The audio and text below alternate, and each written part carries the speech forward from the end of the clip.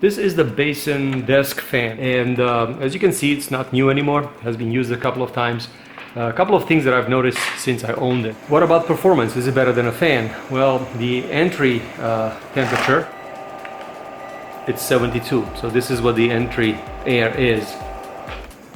And if you reduce the speed of the motor, so you put it on a low speed, then the air is even cooler. So it's 65 right now with an entrance air of 72.27. So you could definitely, it's more efficient at lower speed because the water can work its magic. The temperature definitely rises at high speed, so we are like 64, 65 already, 66. But medium speed is really the best to use it, because that's where the temperature is already at 63, and sitting on a table will definitely feel cooler.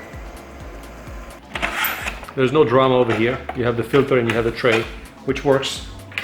But here at the bottom, there is a little mist system that is fed from here from the top. This particular mister that is here on the top has a tendency to clog up. It doesn't clog as it needs to be unclogged. It clogs as it needs to be cleaned with a little Q-tip. So when there's water in here, and I'm going to put some water in, and you can put water with ice, that will just make the mist much cooler.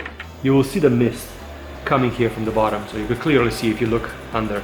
You will see the mist coming from the bottom. But if the mist stops, how do you know the mist stops?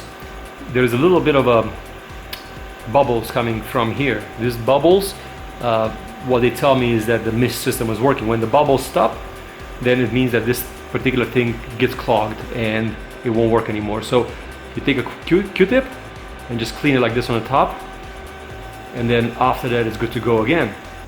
I hope this video helped. Thanks for watching.